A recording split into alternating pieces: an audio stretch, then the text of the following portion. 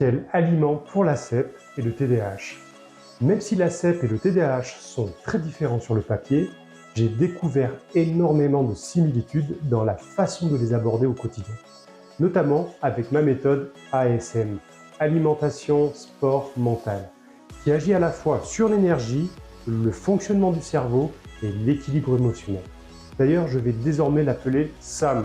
J'ai interverti le A et le S, parce que c'est plus simple à retenir comme un petit moyen mémotechnique. Il n'y a pas d'ordre établi d'importance là-dedans. L'important, c'est d'optimiser ces trois domaines. Tu veux des aliments qui font du bien à ton corps et à ton cerveau, tu cherches à mieux vivre avec une maladie comme la cèpe ou un TDAH, ou un système nerveux à fleur de peau, tu veux des trucs concrets, des choses simples à mettre dans ton assiette dès demain, alors reste bien jusqu'à la fin, je te partage mon top 5 personnel des aliments que j'adore et qui me boostent. Et pour chacun, je te dirai pourquoi je les aime, ce qu'ils contiennent, ce qu'ils m'apportent et ses limites, sans langue de bois. Mais avant de commencer, je veux rappeler deux choses importantes. D'abord, la qualité du produit est aussi importante que sa valeur nutritive. Où a-t-il été cultivé? Est-ce qu'il est bio? Est-ce que c'est local? Quel est le prix selon la saison? Je sais que le budget joue un rôle important, mais ça vaut le coup de creuser la question, comparer, tester, observer les saisons. C'est un vrai sujet. Deuxième point essentiel, mâchez vos aliments. La digestion commence dans la bouche. Nos subdigestifs salivaires ne se trouvent nulle part ailleurs. Donc prenez le temps de mâcher. Mangez doucement pour mieux digérer et mieux assimiler. Premier aliment, je commence avec l'amande, un classique que j'adore. J'aime son goût, sa texture croquante et son effet rassasiant. C'est mon snack préféré. Et côté santé, elle est vraiment complète. Elle est riche en magnésium, parfait pour le système nerveux, le stress et le sommeil. Elle contient de la vitamine E, un antioxydant puissant qui protège nos neurones. Elle contient aussi du tryptophane, précurseur de la sérotonine, très bon pour l'humeur. Avis au TDAH. Et ces bons gras monoinsaturés soutiennent le cœur et la circulation cérébrale. Mais attention, elle est très calorique, donc on évite d'en manger 2 poignées d'un coup. Et surtout, on les choisit crus, non grillés, non salés, voire trempés la veille pour une meilleure digestion. Deuxième aliment, l'épinard. Ouf, je vois que certains ont les poils qui s'hérissent. Elle a toute sa place dans le protocole WASH, un programme nutritionnel qui vise à réduire l'inflammation et à nourrir nos cellules, en particulier les mitochondries. C'est un protocole que j'ai commencé à tester et que je vais introduire progressivement dans mes prochaines vidéos avant de vous proposer une vidéo complète dédiée à ce sujet. Il y a tellement de façons de cuisiner l'épinard, cru, cuit, mi-cuit, en tarte, en salade, et pourquoi pas haché avec un peu de crème. Faites-vous plaisir avec cet aliment. C'est une vraie mine de nutriments. Il contient des folates, vitamine B9, indispensable à la fabrication des neurotransmetteurs. Il est riche en fer, magnésium et antioxydants également. Très bon pour l'énergie, la mémoire et l'immunité. Mais attention aux oxalates. Les épinards en contiennent naturellement. Ces composés peuvent gêner l'absorption du calcium et du magnésium.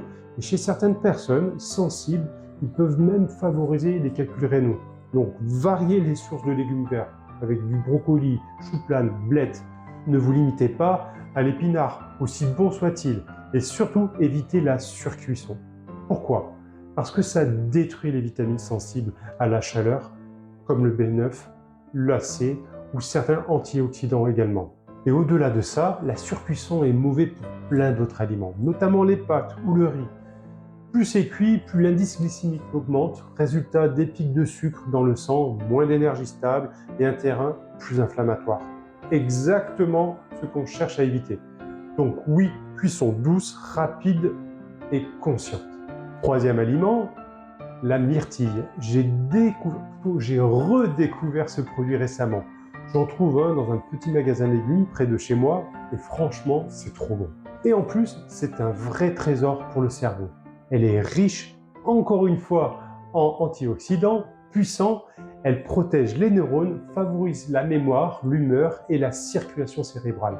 Et dans le protocole WASH, encore une fois, les fruits rouges comme la myrtille sont fortement recommandés. Seule limite, le prix. Mais si vous l'achetez en saison ou surgelé bio hors saison, c'est top. Quatrième aliment, le canard, ma viande préférée. Je parle du canard de qualité, hein, pas du confit industriel ultra gras. C'est une excellente source de protéines, idéale pour la régénération musculaire, riche en vitamines B3 et B12, essentielles pour le système nerveux. Encore une fois, vous pouvez voir, hein, c'est vraiment un leitmotiv dans cette vidéo. Elle contient des acides gras monoinsaturés, comme l'huile d'olive. Mais attention à la peau du canard. Elle est très riche en acides gras saturés cette fois-ci. À consommer en excès, elle peut contribuer à l'inflammation, ce qu'on cherche justement à éviter, surtout pour une cèpe ou un terrain neurologique sensible. Cela dit, si vous suivez un régime cétogène bien encadré, elle peut avoir sa place, car ce type d'alimentation s'appuie sur les graisses pour produire de l'énergie et pourrait avoir des effets positifs sur le cerveau et les maladies neuro-inflammatoires. Mais dans tous les cas, modération absolue. Et je tiens à ajouter un point important, la qualité du canard joue énormément. Privilégiez un canard fermier ou bio, non seulement pour éviter les résidus antibiotiques, mais aussi pour respecter une logique de bien-être animal qui est de plus en plus au cœur de nos préoccupations actuelles et qui personnellement me parle profondément. Parce que bien manger, c'est aussi faire des choix plus éthiques et plus conscients. Enfin, cinquième produit, l'avocat. Je pourrais en manger tous les jours. Mais je ne le fais pas parce que l'avocat, c'est bon, mais ce n'est pas ce qu'il y a de plus écologique. Il demande beaucoup d'eau et vient souvent de très loin. Donc j'en mange avec plaisir, mais avec conscience. Et côté santé, il est exceptionnel. Riche en bons gras, très bon pour les neurones, les membranes cellulaires et l'équilibre du système nerveux en général.